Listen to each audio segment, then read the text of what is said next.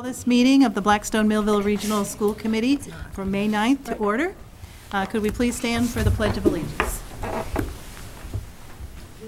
I pledge allegiance to the flag of the United States of America and to the republic for which it stands, one nation, under God, indivisible, with liberty and justice for all. If we could have an introduction of members and a new member. Karen Vernon, Millville. Georgette Jarrett, Blackstone. Jack Keefe, Blackstone. Tara Larkin, Millville. Wendy Greenstein, Blackstone. Tammy Lemieux, Blackstone. Brittany Dwyer, student representative. Anita Lehue, student representative. Jane Reggio, Millville. Alan Himmelberger, superintendent. Dave Thompson, assistant superintendent. Report of the student representatives. All right, so we have a lot going on this week, but first of all, we have Anita, who will be taking over pretty soon, since the seniors have their last day of school within the next week and a half, and we'll have our other person the following meeting. So far, this week and last week, we had AP tests. I had one today. I have one tomorrow. The last one for our school is on Thursday. Most of them are at 8 a.m. for our school, but there's also some that are at 12 p.m. and they end at 3, so they have to stay after school if they have that one.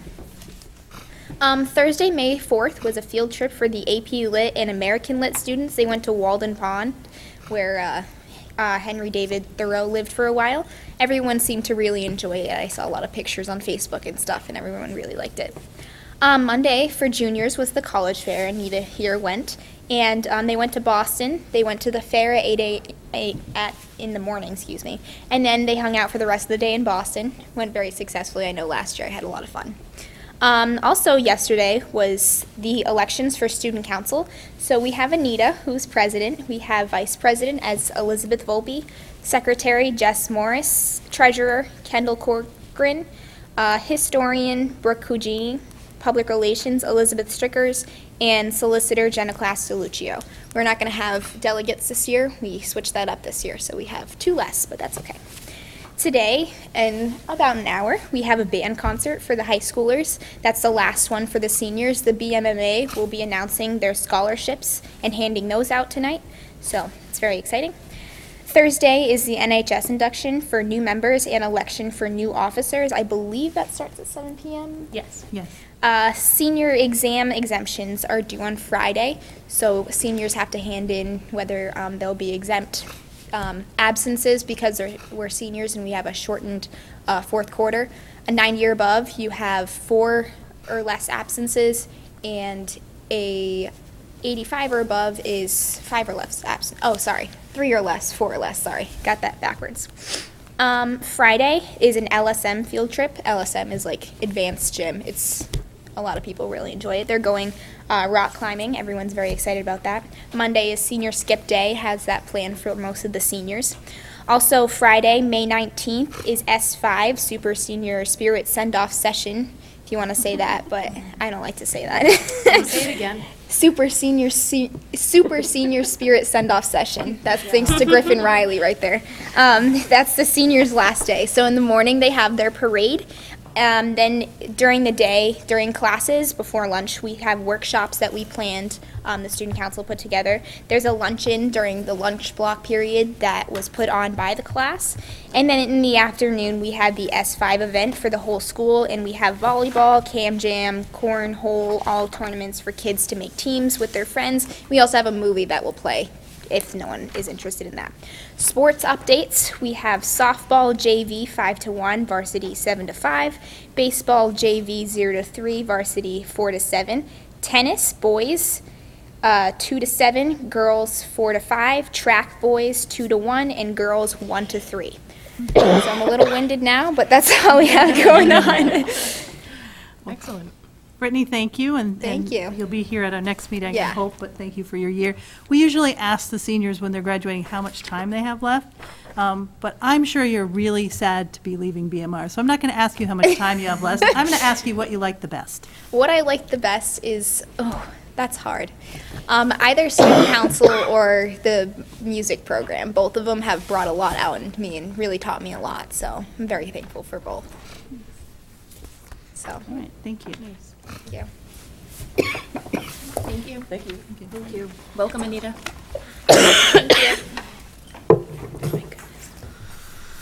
At this point, I'd like to call for a motion to move to executive session for discussion of unit and non-unit personnel. Union and non-union personnel. Roll call vote? I need the motion first. So moved. Second? Second. Okay.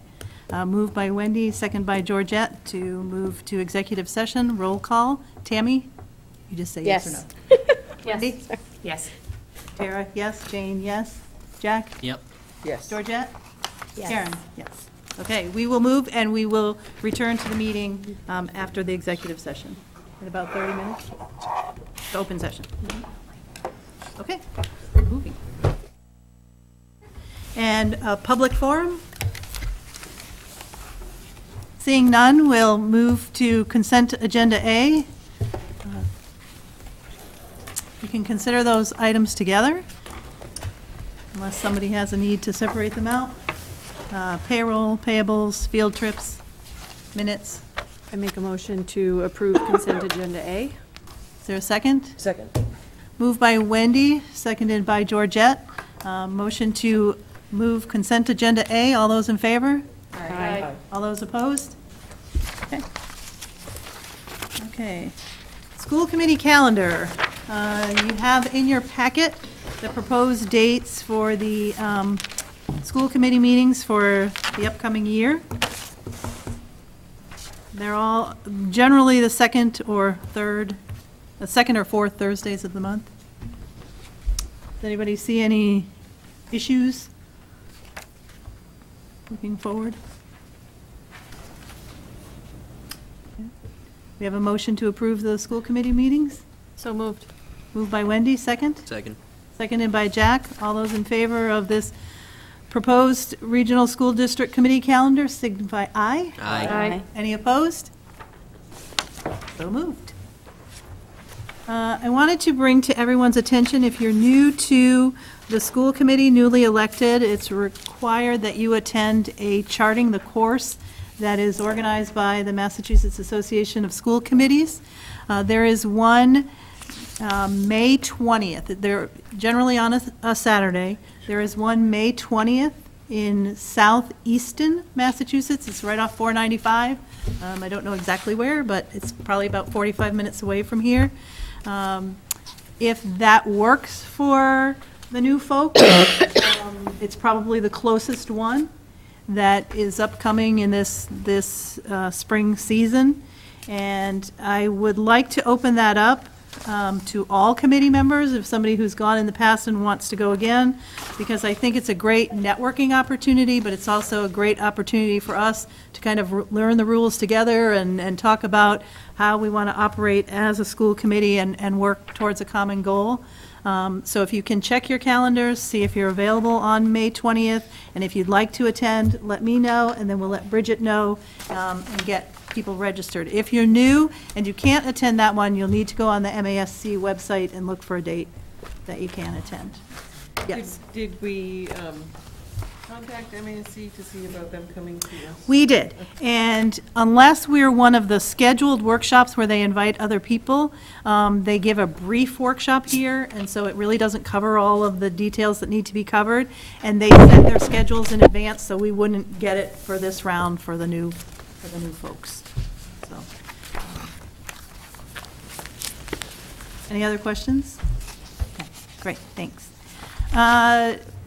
Each year, the school committee has subcommittees. We can have advisory committees as well if we feel the need be, but we have subcommittees. We've had different ones in the past, and people were asked to think about those.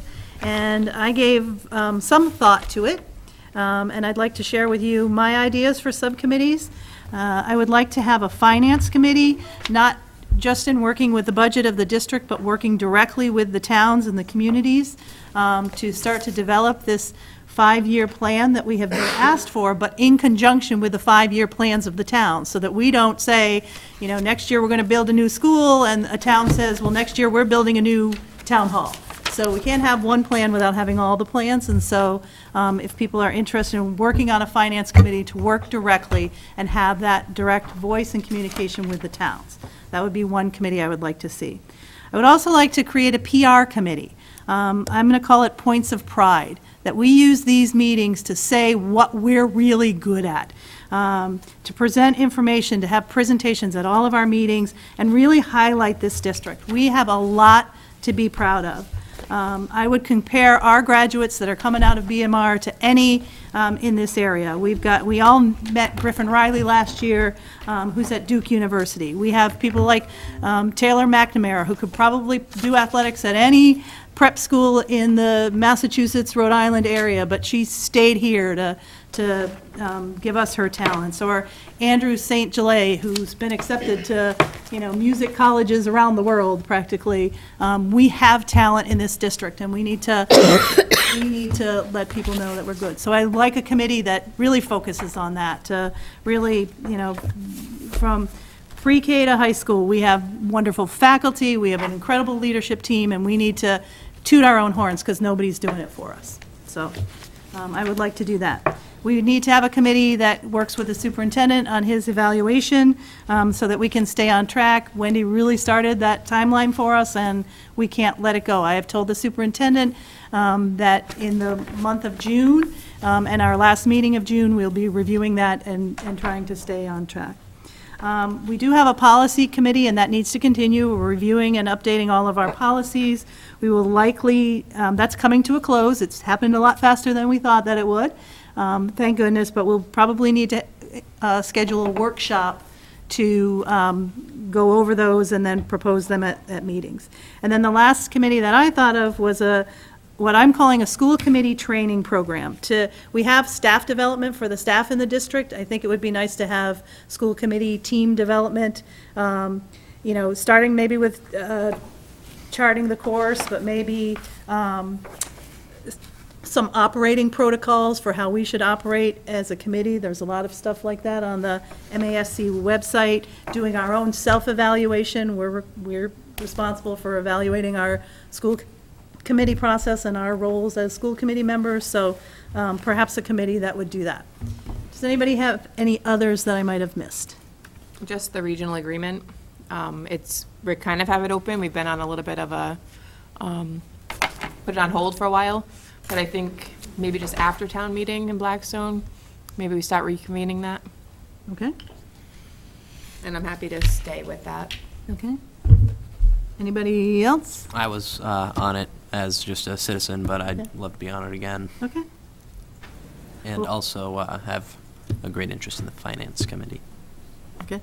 Well, what I was going to say is think about those committees, and if there's one you feel very strongly that you would like to serve on, then shoot me an email, and we'll assign people to the committees. But if there's one, or if there's one you feel that you absolutely don't want to have anything to do with, let me know that too, so that you don't get to assign something that you don't want to do.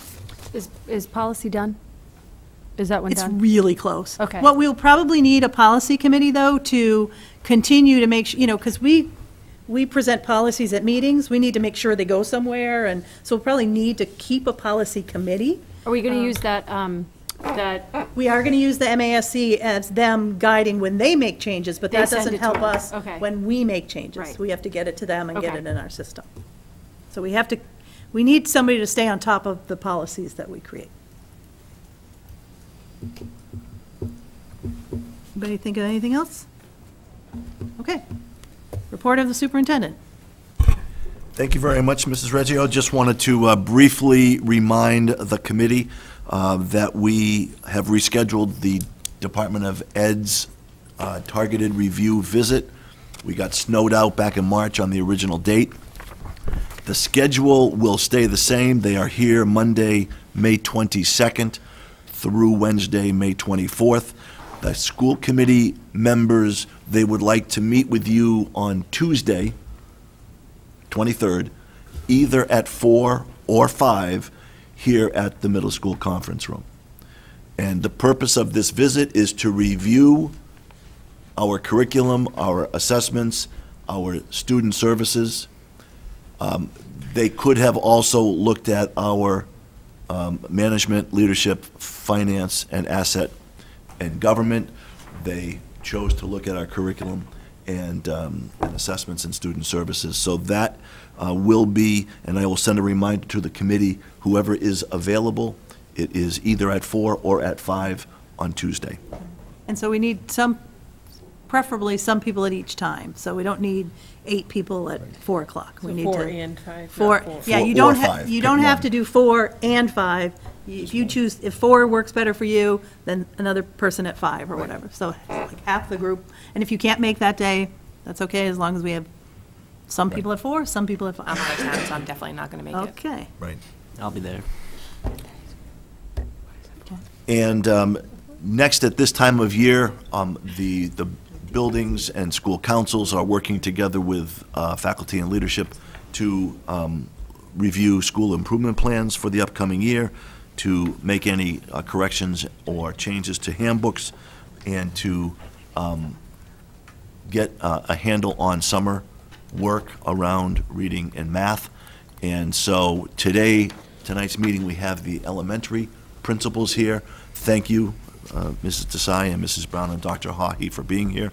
At the June 1st meeting, the middle school and high school will present. We had changed the date from the second meeting, May, to this date, and school council schedules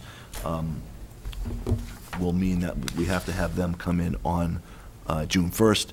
Curriculum, technology, and special education will report on June 8th. Hopefully along with them, we have our retirees. So that's a quick snapshot of what's coming up.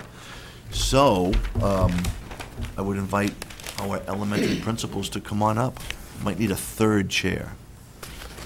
Oh, we stole it, sorry.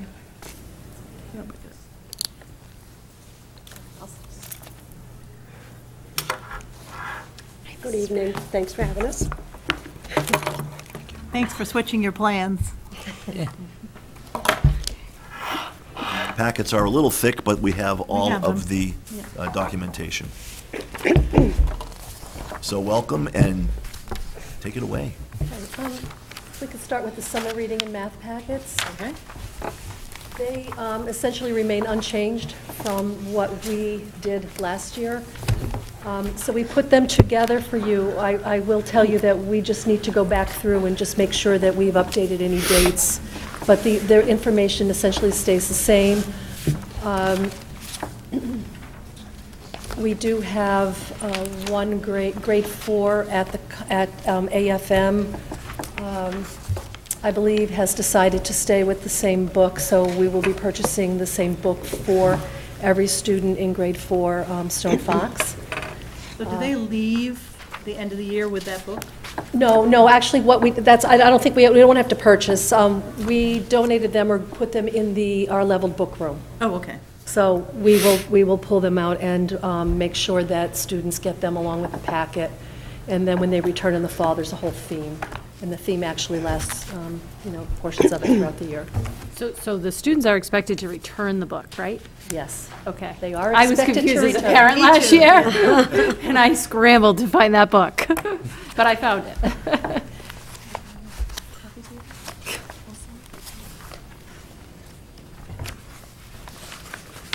Any questions on the summer reading math?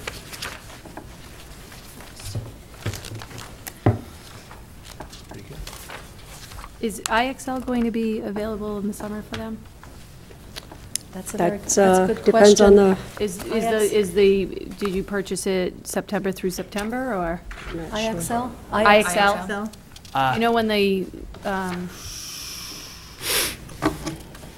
I want to say think it is. so, right? I want to say that it Because is. it was purchased later last year, right?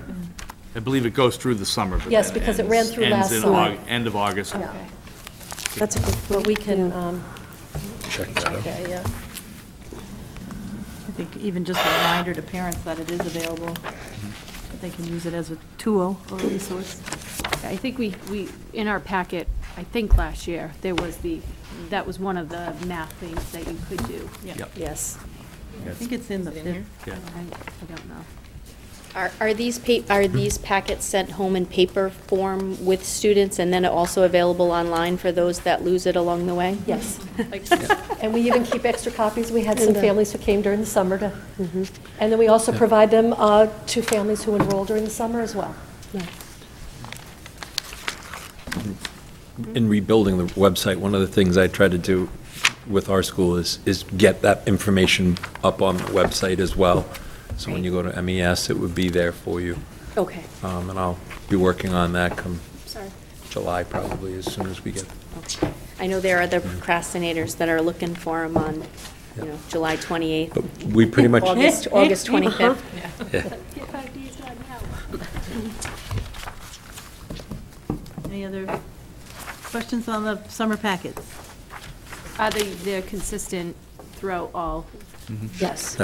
Yes. Actually, Millville and Kennedy and Maloney worked in conjunction. Okay. And we streamlined it last year, because I think when we did it previously, it was just too bulky, and so we streamlined it, and it seemed to go a lot better. Last year, coming in, just get the feedback from the parents, it was a much better, user-friendly version.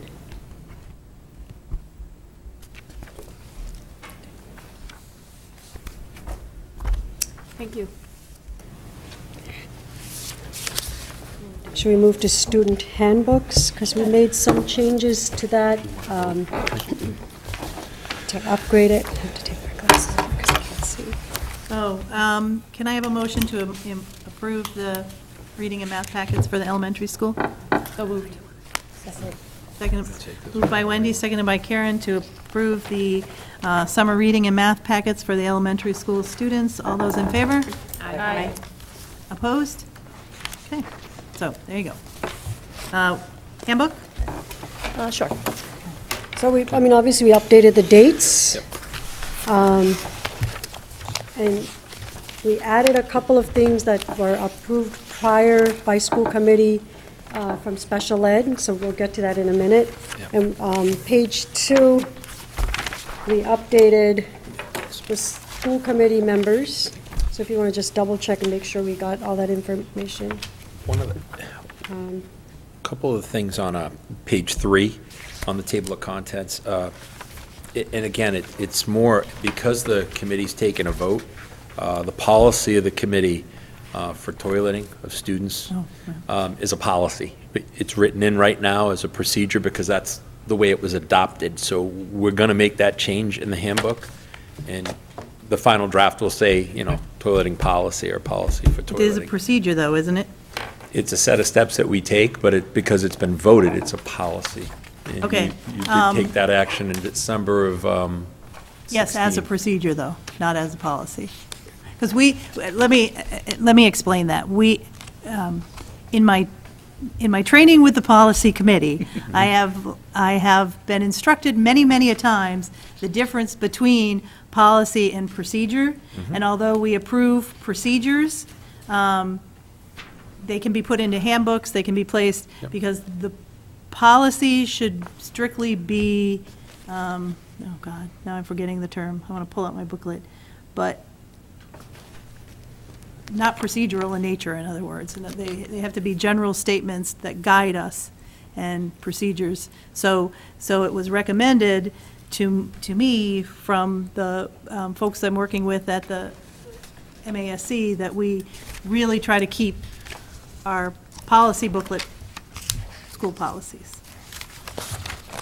and procedures in handbooks. So is it a procedure in the handbook, or is it a policy in the handbook right now? It says, if you look on page 34, right now it says toileting procedure. So that's correct, is that right? That's Dave? how we voted it. Okay. Correct. That is how you voted it, right? In Correct. December of 16, you took a vote, I believe it was the 19th. So it's fine, the way leave it it as is here now. Right. I just wanted you to know, that was something that stood out to me, because Yeah. once a vote's taken, usually it's made into policy, and Yeah. No. that is edited. But you're saying it can stay. Intended to keep it as a procedure. Okay. Yep. The next is the video and audio taping of teams. That also is in there. It kind of outlines the same. So those are two areas we just wanted to highlight in terms of changes for special education in our handbooks that, this past year, had been put forward by the school committee here at BMR. In terms of the calendar, obviously our calendar will adjust, but these are the dates and times throughout as they currently stand for the school year ahead. August 29th, orientation for all staff, no school for students, and God willing, and if the weather permits, between the 18th and 22nd of June, we will find our way to summer next year. So that's something, though, that we made changes to in terms of the overall edit. On page 7, we made a subtle change under character and citizenship, because all 3 elementary schools have adopted our 3 values as respect, responsible, and ready to learn. We put in a sentence, our values are, almost at the bottom paragraph, right before the bullets, the second sentence. Yeah. We just felt it was important to outline that because we've worked with PBIS in all 3 buildings, and that's something one of the first things you do is you adopt your 3 values. So that's the addition we made there.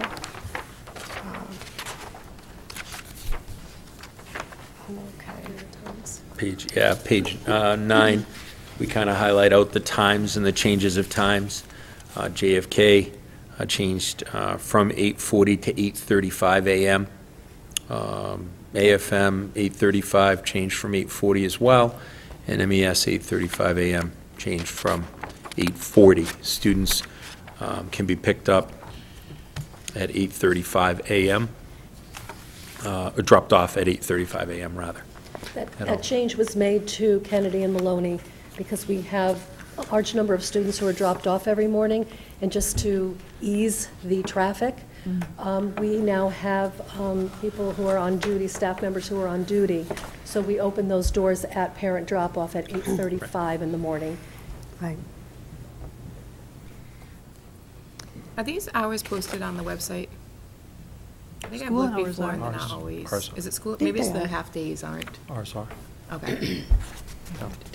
On the half-days, we It may be put early up a separate dismissal. post to your question, because the half-days are a little different. Yep. So what we do is we put up a separate post, Per event, okay. Yeah. Depending on where we are in the year, Right, and what the half-day is. right. Okay, thank you. Yes. That's it. Then we kept everything the same until page 27. And that is the bus. Is it on page 27? Yes. Actually, it's No, written as 28. 28. My 28. apologies, it's 28 on this. 28 Our old on that. version was 27. Okay. Yeah, I have to double check all the page Table of numbers contents. in Yeah, the table of yes, contents. Again, PBIS, we want to state things in the positive, so we struck out things like no changing seats and reworded it to state students remain in assigned seat unless directed by the bus driver. Instead of saying students must not extend their arms out the windows, we said students must keep the bus aisle free of books and personal items, students must sit facing forward, keeping arms and legs to themselves, not extending into aisle or outside the windows, because we want to state things in the positive. What else did we do? I think that's it. And then previously, we went back and forth with students and pupils. We just said students all the way through. So we took out the pupils. And then do you want to get into the misbehavior and the penalties of misbehavior? Because to explain that in a little more detail, So, what we did there. One of the things we kind of made a change to is on the first offense, it's a warning, set in writing to the families, and also working with the students, kind of conferencing. Second offense would be a detention. Third offense would be a one-day suspension from the bus. Fourth would be 3 or more days of suspension of bus privilege, and if there were any further incidents, they could be having the discipline, basically a revocation of riding the bus after continued incidents. The key here is a conference would have to be held with the family as well, have them in to talk and basically say this is, 5, 6, however many times, You just can't have unsafe behavior on the bus. Can I ask what detention looks like in Yeah, or kindergarten? when is it served? Right. When is it served? How is it served? That's Right, my question. Yeah, sure. So for us, we hold it during mostly lunches in our school. So during lunch, we have the students So do they eat lunch with the principal? What do they do? Be me or someone else, yes. But With an it's adult. not, do they lose recess? Sometimes, depends on what's happening. It hasn't always been the case that we take, that's like the last thing we want to be Okay. doing. But it's not after school. Not No, after school. stay away from, And does a notice go home to parents knowing that they, so the parents know that they're having detention? Okay. Absolutely, and it also provides us time to sit with the child. We always hesitate to pull children out of the classroom during learning time. Yeah, sure, yeah. And so when you take a look at the day, we need some time to process this. And oftentimes we'll meet when the bus discipline report, when we get it, we'll meet with the student, call home, and oftentimes there'll be another follow-up meeting. And it's really just important just to process that with the students, so. And for some kindergarten students, that detention could even be losing free choice time in the classroom if that's the best time to kind of pull to talk. So we wanted to keep it flexible. And we also extended it out because we're just finding that we need more time with the younger ones especially to learn those expectations, because you go from, a car at home where you're seat belted into a bus where there's no seat belts and so many other children to kind of work on those skills of how to sit in your seat facing forward, indoor voices, that kind of thing. So it takes a few conversations and We always take every case, it's just case by case. Right. And so on the next page, it says, at his or her discretion, the principal may apply any level of the above schedule of penalties. So it really, sometimes it really depends upon the child. It depends upon what the behavior was on the bus. There are certain levels of behavior with regard to safety that should be addressed differently. So you take it on a case-by-case basis. I would just hope that we're not using recess as punishment. I mean, I think we're all on the same page with that. It's just important that they get time to get out of their seat, and it benefits everybody. All of the teachers benefit when kids can release a little energy during the day, and there's so few minutes of recess left in our educational world, so. Yep, agreed. And the next change we made is on your page 30, under cafeteria rules. We kept the first paragraph the same, and we took out the bullets, because part of what we did at PBIS is to take our 3 values and flush out what it looks like as an expectation instead of putting it in a bullet. So eventually, when our teams have evolved, we would have posters with this information.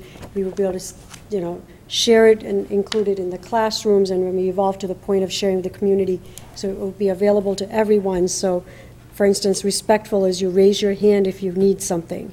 You use an appropriate voice level, and you use your manners, and so on and so forth. So we took out the bullets because we felt the same information is in a table that you could turn into a poster and share, and it follows the PBIS format.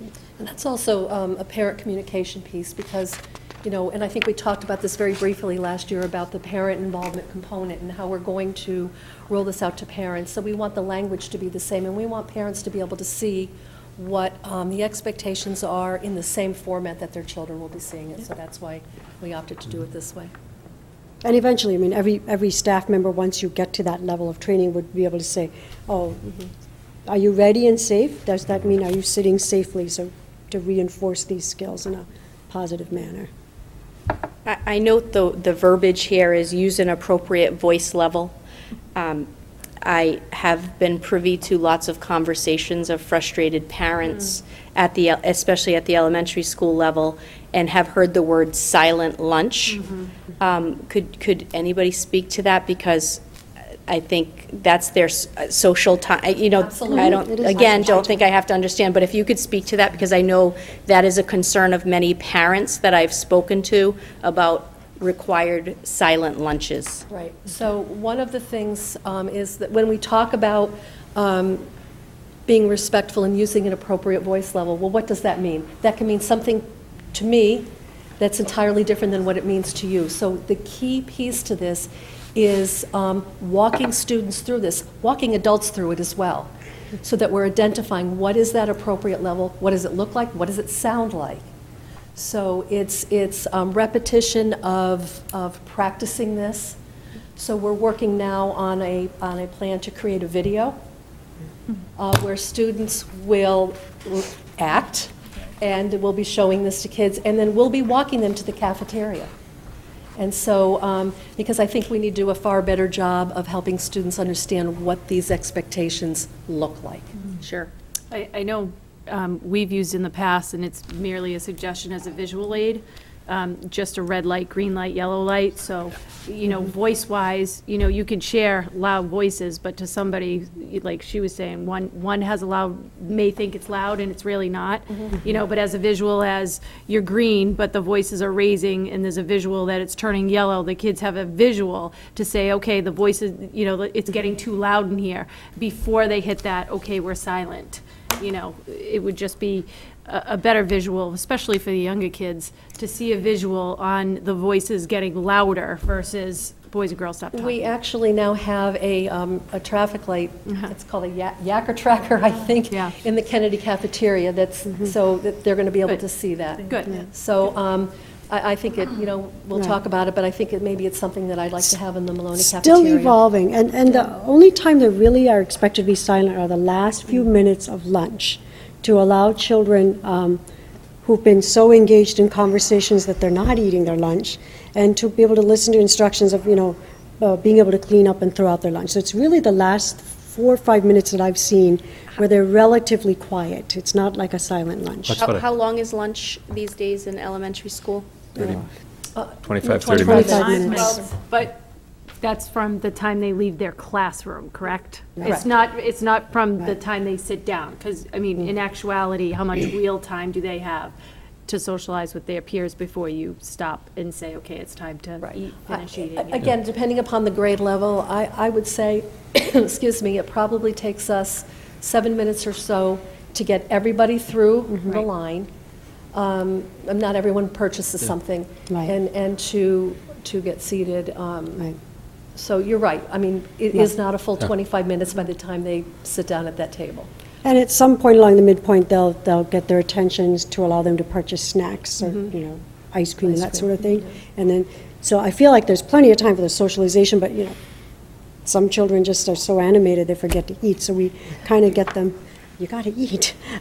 Actually, You know. that's what I thought. That's what I thought you were asking, was the about. silent think- part. I was thinking to They're not really myself, silent. but it's just Concern, the concern that I have, again, seen, and we all know I'm on social media, so I've found some of that, but I followed up on some of the conversation as well, and it was, I think, more of a consequence that you had to be quiet because somebody else was misbehaving. And I'm a firm believer in no group consequence. If Johnny's not behaving, please do what you need to do to help Johnny along, but Sarah, who is sitting there appropriately, should not have to go to silent mode because one person is making a bad choice. So I think the silence to hear direction, it makes absolute sense. to Mrs. Desai's point, just so you know, I mean, the last few minutes of our lunch every day is lights go off. Sure. Time to clean up. Let's get it done. Kids are pretty helpful in terms of not only with each other, but Mr. Langto, in terms of making sure everything's ready for the next lunch and the next group of kids to come in. I think that's something that's been pretty standard along the way. That's why I was a little, I'm like, silent. I'm like, okay, that's pretty much the only time we, you know, when we hit the lights, the kids know, or we hold up 2 fingers, they know. Sure. And that's kind of standard for us. But at the end, the last few minutes are pretty much time to kind of wrap up and get her done. It's tight schedule between getting that cafeteria emptied out and for the next grade level to come in. We do turn off the lights, and that is just merely, we've had this discussion, it is to get their attention because you can stand there and clap. And if there are some kids who are really engaged in talking, they don't hear it. But everyone can see. And so we turn off the lights to gain their attention, and we turn them back on. Sure. So. Thank you. That was it. Yeah, That's it? that's pretty much all we have. Okay. Aaron has a question. And maybe this question is for all of us too. Should our new lunch policy be somewhere in here for communication purposes? We approved a policy a few meetings ago. Sandwich. Yep. Yeah, on the payment and such. So I was looking to see if it was here and if I missed it or if we feel that it should be in. Yes. We'll get it added in. I think we could add that in. Let's So see, then under that the leads me to my cafeterias. next question, and I think I'm looking for more ideas from you than, I don't think it's typically an elementary issue. I know we've had one come up in the high school very recently. But how are we communicating? I know the parents get the packet on the first day and sign everything, and the policy page is part of that, and it's their responsibility to go online. If they don't go online, they can request a paper copy, correct? Is there any way or any ideas that you have that we could better communicate the new policies, the changes to the policies, or any policy that, and again, it's not an elementary issue as much as high school, but any policy that would become a surprise to a parent, and our answer would be, well, it's in the handbook, it's in the policy. So instead of ever getting to that, and it's not in elementary, I'm really just asking for your, ideas on communicating that. Especially now that it's online, we're not highlighting things, it isn't going home and do you know if they really look at it? No. But how can we make sure everything new is noticed and that there isn't anything hidden in there? Because that's not our intention, but there are some important ones that go missed until this big issue comes up and, it's in there, but you don't want to turn around and say to the parent, well, you signed the policy guide. So any ideas from you would be appreciated. I'm going to ask the same questions when our other administrators are here, but do you have any thoughts on sharing the new parts to? Yeah, I think you want to set it apart before it becomes buried in a lot of information. But we don't do that And much now. of this stays the same every year. Right. So perhaps if we could take those pieces, whatever they may be, post them in isolation on our Facebook pages, just pull them out. That's one way. Or maybe a tab on the website, like new. All of you send home newsletters. Yeah. And, it could be a Someone highlight just of the lists handbook. That's a good idea. pages. And every month you highlight a certain section of the handbook. That's a good idea. A link that they could go to, That's because you actually do a great- send it via email. Yes, we do. So Yeah. if the link is intertwined with the message, and, the highlight of the handbook, and whatever one you need to make sure gets out there, they click on the link and it's isolated. It's just that isolated piece of the handbook. Sure. And it's the same thing for staff. Staff sometimes Yeah, also, same. it gets buried in there. They also would probably appreciate the same kind of information. So. What if even in the table of contents, you just bold that title if there's been a change to it from the previous year? That's easy. Yeah, but I do think pointing them out, and those in conjunction with many other ways, just to grab the attention. One of the policies you'd adopted earlier in the year, there was a date, it says adopted, and then parenthesis and the date. Once I see that and I know that's put online, it's easy to put in a newsletter, to Mrs. Greenstein's point. I just need to see the date and know, okay, they did read it, do a reading and a vote. Or even beyond that, in how many years are we gonna look and something's not gonna change, but it's still important to go over the cafeteria procedure? If that's an ongoing issue, handbook part of the month or whatever, you highlight that. It doesn't need to Oh, that just makes be that sense. one time. I think it's important to reiterate. You look at the same thing in this handbook all the time. It's the consistency of the same ones. So it's just reiterating those. Gentle reminders. Isolate. Yes, Yeah. definitely. To the other point you raised and question you asked, I'm sorry, Mrs. Vanaco, so MASC also puts out updates, I think, pretty much every week in terms of an email with a list of things that are happening. If there's a new policy that's coming forward or they're putting forward from legislation or something else, we usually get it in line with you. So that's another thing when that happens. We just need to kind of talk about that as a leadership team and make sure that we're getting that out to the families as well. Yeah. But MASC does put that out in I an get email, I'm that. positive, because they send it pretty straight ahead during the school year all the time. I think it's more of an individual, like, district, like, the things that are in here that just need to be highlighted. Yep.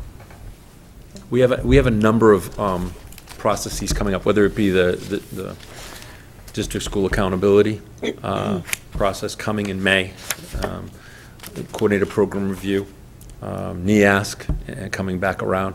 I mean, those things are our checks and our balances on our policies, and a way for us to kind of also kind of self-monitor and kind of stay in check with ourselves, internal to our operations. So that's another way that we can always kind of stay up on things.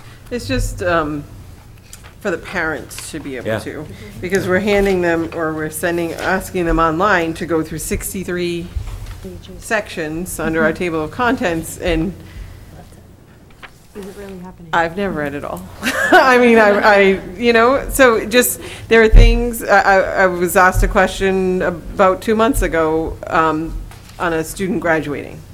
And as many times as we've sat here and approved student handbooks, it was something I had never seen or heard before. But yes, it was something that was definitely approved by a school committee. What year? You know, so I'm not saying I don't read what comes in front of me for the school committee, but I haven't read the high school handbook yet, the old news. We get the highlights, so just things like that, you know, important things that you don't want to. The need to know. Right, you don't want to have to go back to the parents and say, well, it's in the handbook. Because it is, but let's make sure everyone is aware, I guess. And if you have any ideas, so things like that don't happen. And again, it's not an elementary thing per se. But it's It could be though. It could be like, what do you mean there's detention in elementary school? But it's also it's also a good case to make your case to the parents to say, don't be surprised. You know, don't let us respond to you by saying it's in the handbook. Read the handbook. Yeah. You know, because for as many parents that there are probably more that haven't read it, but there are probably some who have read it cover to cover to cover, and it's important to them. And so, you know, maybe the message too is, you know, make sure you read it, because you don't want to be that parent that gets caught. For the record, I read the middle school one when my oldest that are now leaving middle school were, and I was like, dress code. I'm like, oh my God. So there is a time when you sit down as a parent, but there are some things I think that aren't going to stick out to others. So Well, I think you raise a good point, though, and you know, the handbook is important. It's important. And if that message doesn't come from us that it's important, Right. then it won't be important. And the other piece is that, you know, I think that we shouldn't be catching anyone by surprise. Correct. that's my point. So if we go through, and there are certain parts of the handbook, believe me, that we refer to more often than others. Bus conduct would be one of them. Would be one. So I think it's up to us to highlight that and send that message, so. Easy to do. I just have a quick question. Go ahead. On page 29, students with daily employment responsibilities as verified by receipt of written notification by their employer can switch buses. Is that K-5? It's just kind of Curious. Page I think it's just a general. Nine? I think it's our It's just a general. I think it's our general bus policy that we. Oh, okay, that we throw in there? I was like. Well, we created. Oh, because it's okay. even it's in our policy manual, and so I think it's the general so they're just posting the Posting that in policy. there. So, yeah, there's probably no kindergartner that's heading off. Heading out to work. Maybe. Babysitters. Are there any other changes? That's it. I'll entertain a motion to approve the handbook changes and the addition of the lunch policy, with the addition of the lunch policy. So moved. Moved by Wendy, second? Second. Tara. Second by Tara. All those in favor? Aye. Opposed? Okay. So you'll add that lunch policy. Yes. Thank you. What's next? School improvement plans. What are we doing with kindergarten? It's just for us? Okay. All right.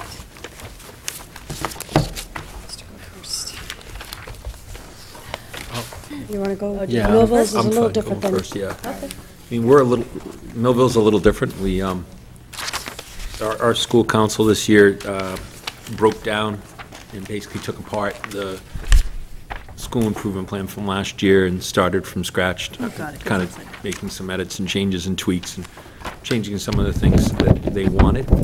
First was a professional culture core value, the goal really being to create and maintain a more positive classroom and school environment throughout the building. The second was a family and community engagement. This is more around sort of what you were speaking about earlier, Madam Chair, about promoting our successes. One of the threads that we have is celebrate our successes. So, sort of internal to us, we work hard and we play hard. So the idea is to celebrate, and that's our second core value, not only with the family but the community at large. And then we have never included the preschool that I can find at BMR ever in a school improvement plan, yet Millville Elementary School does serve students of Blackstone and Millville, ages 3 to 5, in terms of preschool. We have a high-quality preschool program, and I asked the council their thoughts, and we went down and basically talked to the teachers and said, could you craft something? This is a very generic goal for them, pretty much like a foundation, but it's one that they created from the ground up and wanted. And really it's in line with providing preschool-age children with developmentally appropriate knowledge and skills in keeping with EEC's core standards, and really talking about the developmental needs of children and helping them to adjust to preschool and schooling. In terms of goals 3, after goal 3 rather, goals 4, 5, and 6 really kind of focus in on math, reading, writing, and science as our last 3. So it's more an academic focus, curriculum instruction and assessment. Can I just ask a clarifying question? Are we going over the evidence for the school improvement plan, or are we going over the school improvement plan?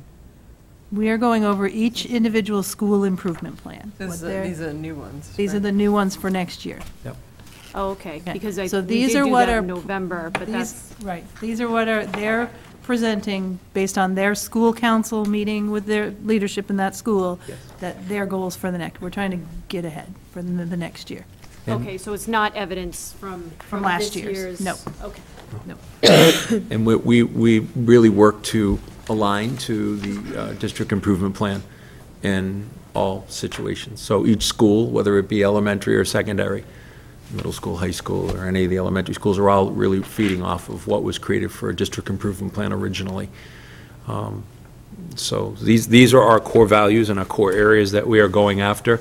I think the one we were wrestling with was the math, and really trying to do more of a refinement at Millville around the work that had already been done, and utilizing the ability to kind of work together as teams on improving teaching and learning in the areas of math, reading, writing, and science. We understand, given some of the challenges that are in front of us, where we stand with writing and science, but we still wanted to call out some real cogent points that were important to us as a council. This is probably one more goal than I think we wanted to get to, but we really talked a lot about breaking the first 2 apart. I mean, we had it as one originally, and we had a lot of discussion around, the promotion of our successes and celebrating our successes versus the internal operation and keeping our school climate positive and engaging and productive for our faculty, staff, and students themselves. That's why 1 and 2 are the way they are. Thank you. Any questions? So just to, not necessarily a question on this, but are we going to have a meeting where we review this year's current? We The ones that don't, we did in that- we don't review the school plans. We review the district plan. So they present us the school plan, but we don't ever review it. It's their plan developed by the councils for the school. That information, they build those based on the district plan that we had from last year. we'll use this to build our district plan for next year, when the district plan, it's the district plan that we evaluate, see if we're in the right direction, get our reports on, and it's that we also build the superintendent's evaluation around. Thank you.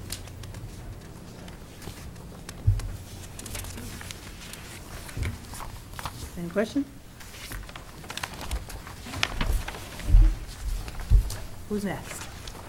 Well, we did ours combined Together? because Oh, yes, clearly. AFM and JFK share a school council together.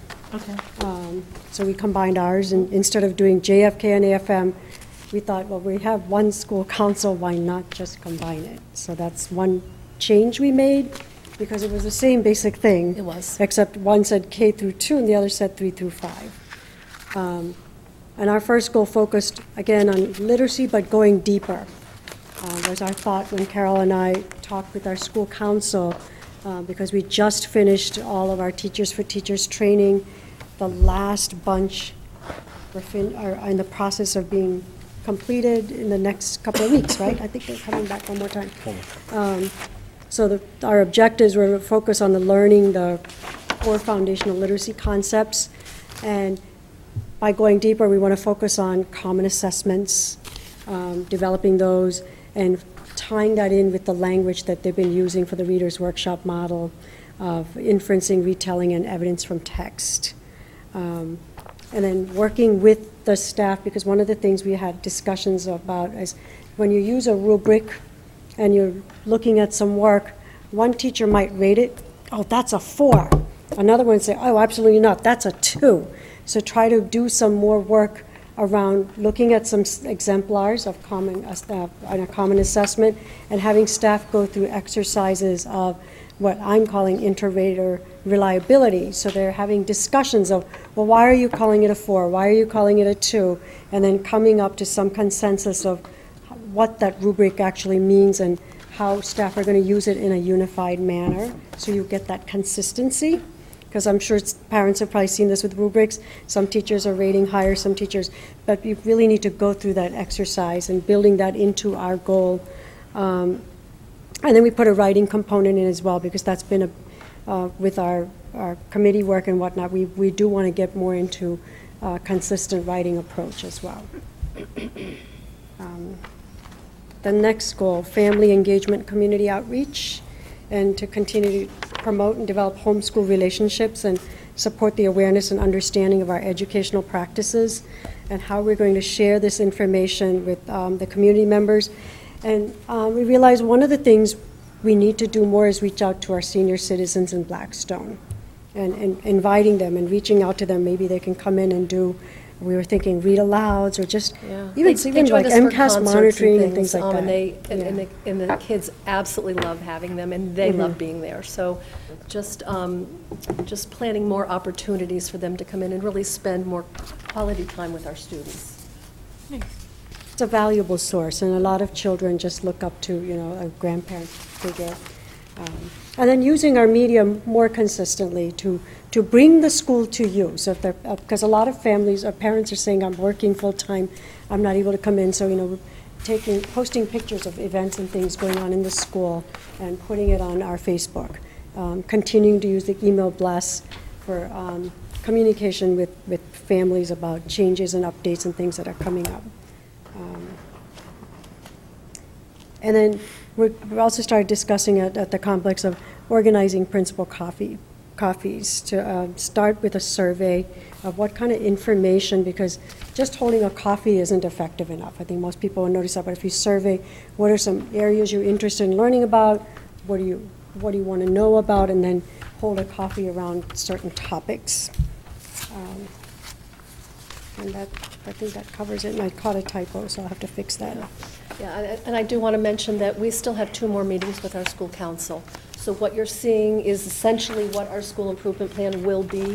However, we need to go back through it again, make some tweaks. We have some edits to make, but we do have 2 more meetings. The last one we will sign off on it. Takes us to goal 3, which is essentially our PBIS goal. We have made, I would say, significant progress this year. We attended 2 workshops in New Hampshire that were, it's amazing to me the amount of information and care and thought that needs to go into this. We knew that it was going to be a big job, but I have to tell you that I had no idea, and I don't think we did, how big a job it really is. And one of the things that we realize is that we need to be thoughtful about this because we want it to succeed.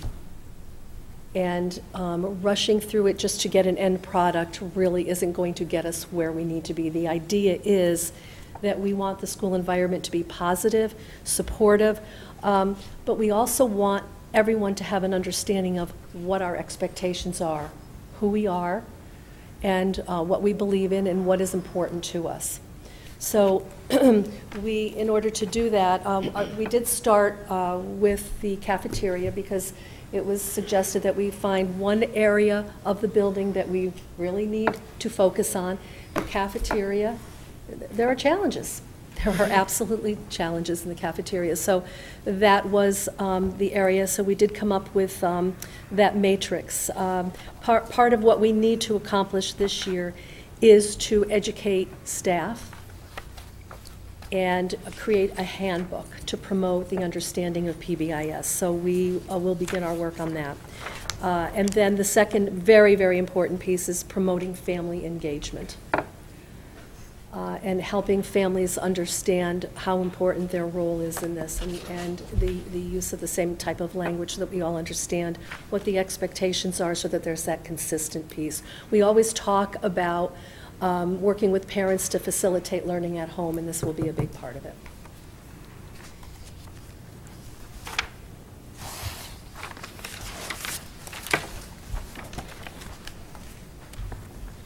And then finally, our goal 4 is to focus on Tier 1 instruction and interventions aligned with the Common Core standards.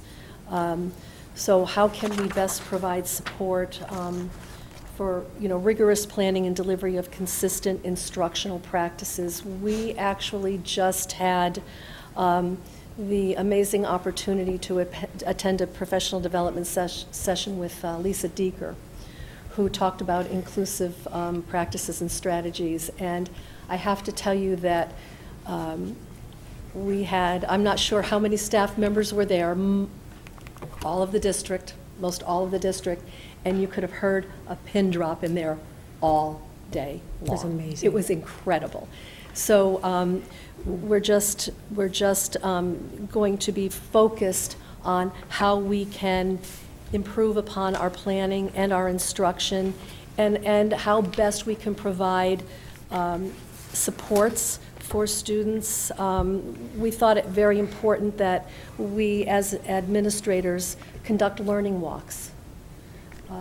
While we all spend, a significant amount of time in our classrooms, I'm 3 through 5, it's important to be able to go in classrooms at other grade levels. We actually did a few of those this year with the leadership team, and it was really amazing to have experiences that we normally wouldn't have, and to talk as colleagues and as evaluators about what our expectations are, what are we looking for, what kind of commonalities, those posting of learning objectives and essential questions, and why are they important.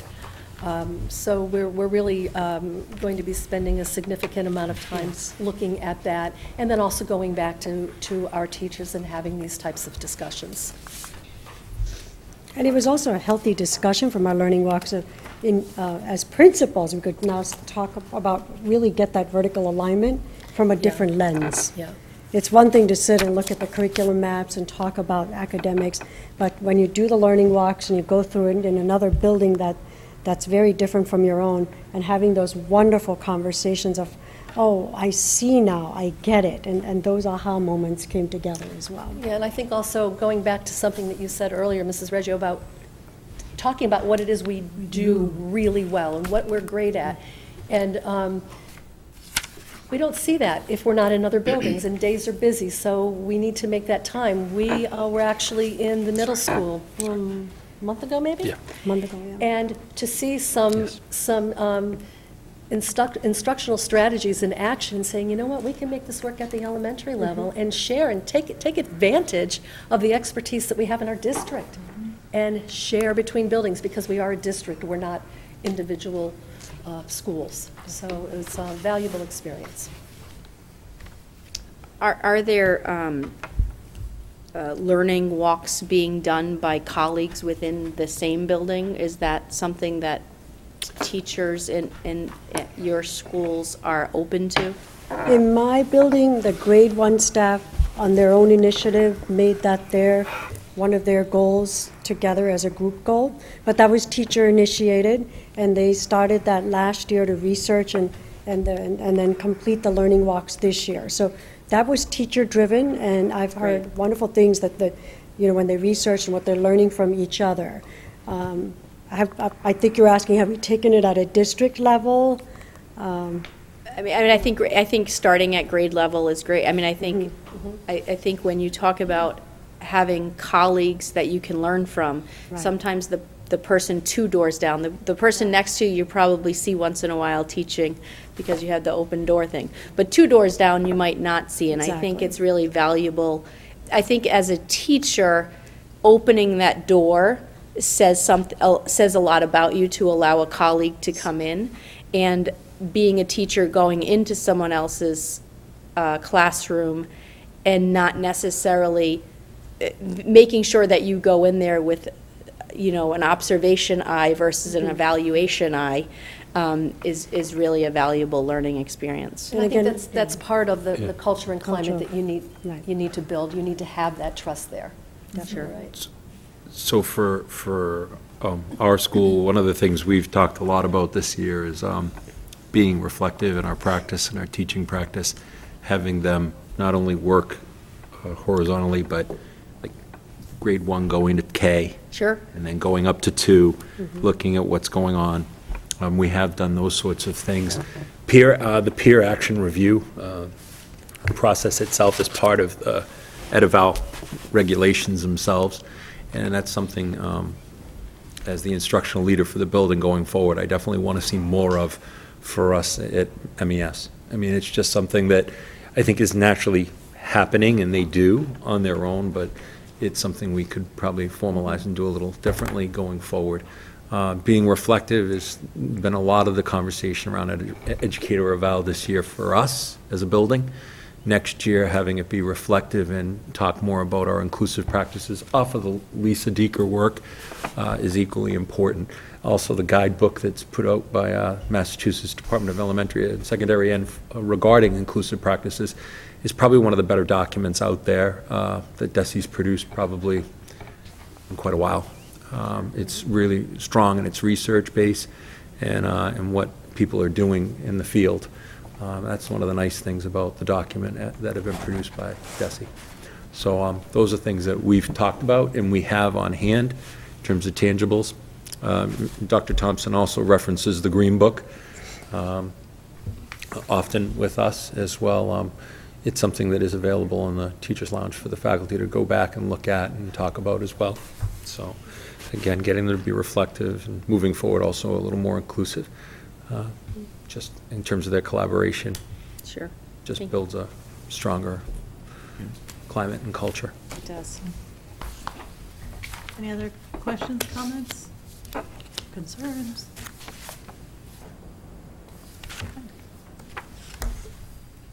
Thank you.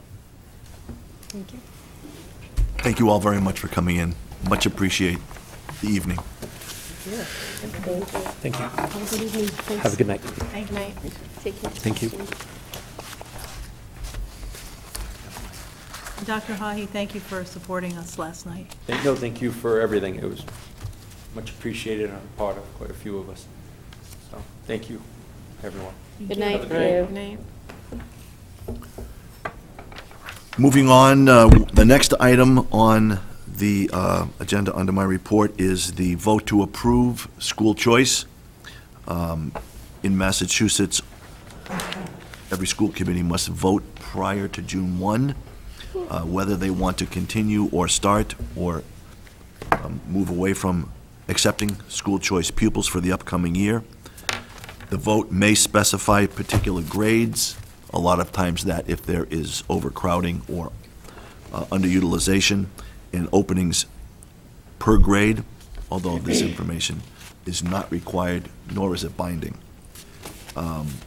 So the recommendation would be the Blackstone Millville Regional School District continue to accept school choice students for the 17-18 school year at all grade levels, subject to class size. Are there any questions about this? Would somebody like to make that motion? So moved. You can read it. I gotta read the whole thing? Yeah, sorry. Okay.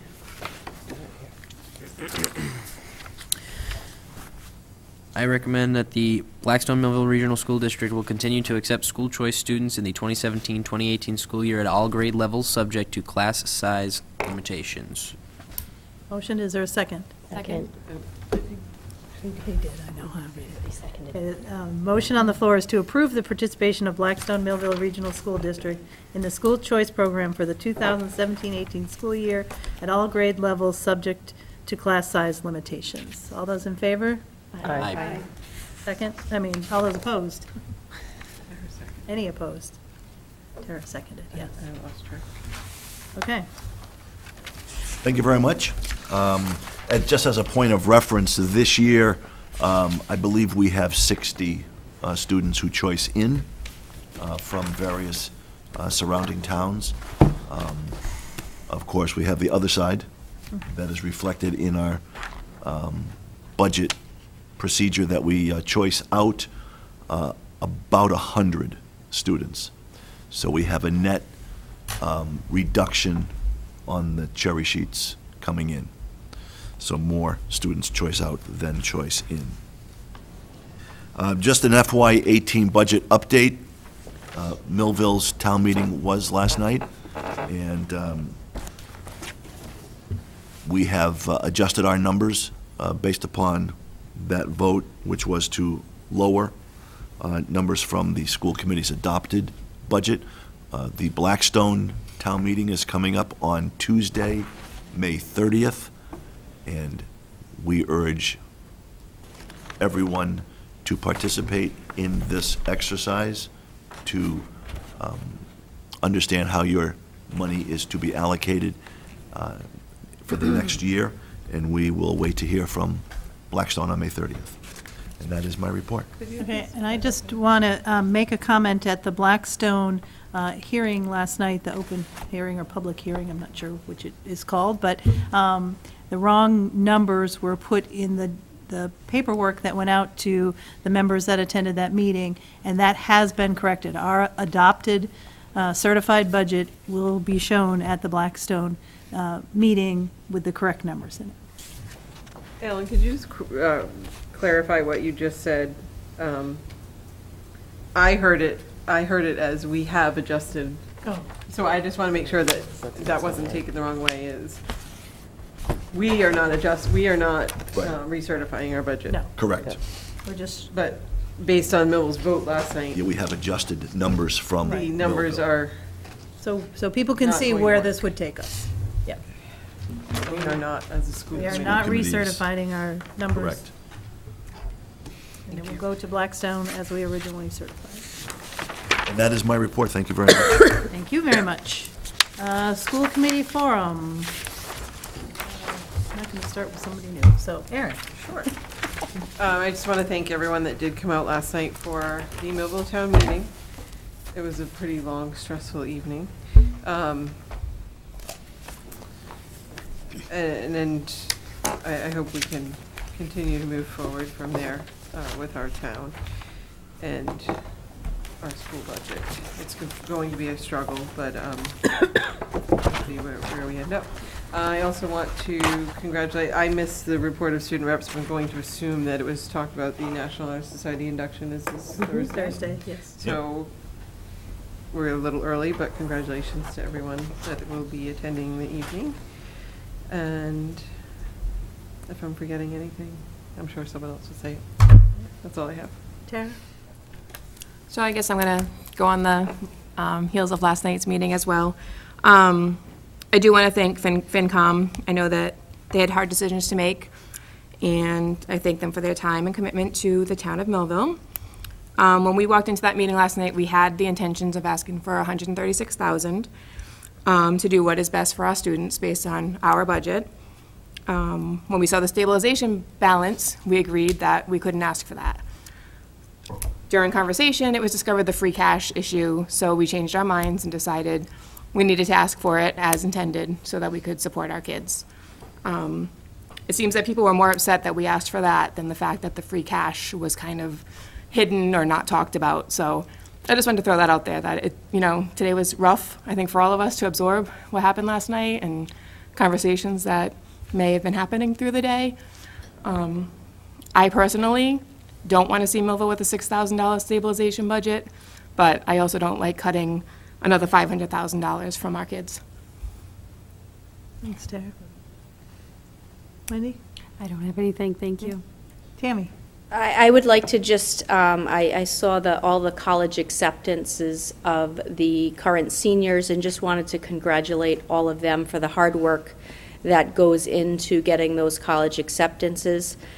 I would like to just reiterate that my conversation at the Finance Committee last night was not to increase any funds that this board was asking for, but only to correct a typo which has been acknowledged by the town administrator, and as Jane has said, that's going to be fixed for Monday night's meeting. But I did just want to confirm that I wasn't creating a new number as a school member, that I was just correcting a typo as was. So again, good luck to the seniors. I look forward to attending on Thursday for the ceremony there, and thank you. Karen? I just was going to say some positives from over at Millville Elementary. They had their sock hop, and it was the first one in a while, and the girls got all dolled up and with their special guys, and it was a very nice night out for them. And Masterpieces in Music is coming May 19th. Everybody 1st through 5th grade will be singing with Mrs. Ryan, and art for every student will be shown in the cafeteria that night. So it should be a nice night out. Come and enjoy. I don't have anything tonight. Okay.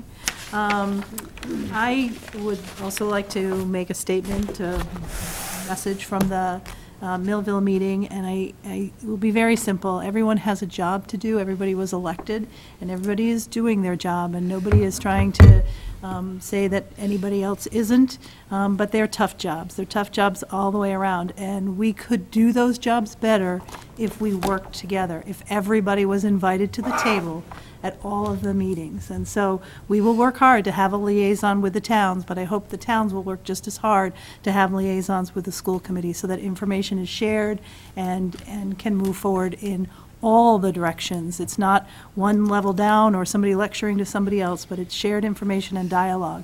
And I think we will move a lot further, and I do pledge my time and support and effort to try to do that in this upcoming year. So thank you, everybody who did attend the different meetings. I know that the last few weeks we've been going full steam ahead. And some people new are probably saying to themselves, what did I get myself into? But we appreciate you all joining this effort, and I look forward to the year ahead. So, our next meeting is scheduled for Thursday, June 1st. It is an early meeting. We're meeting 5:15. 5:15, right? 5 o'clock? Oh, 5 o'clock. At the high school or here? Here in this meeting, in this building. So 5 o'clock, Thursday, June 1st. Anything else? Motion to adjourn? So moved. Moved by Tara, second? Second. Seconded by Georgette. All those in favor? Aye. Opposed? Meeting adjourned.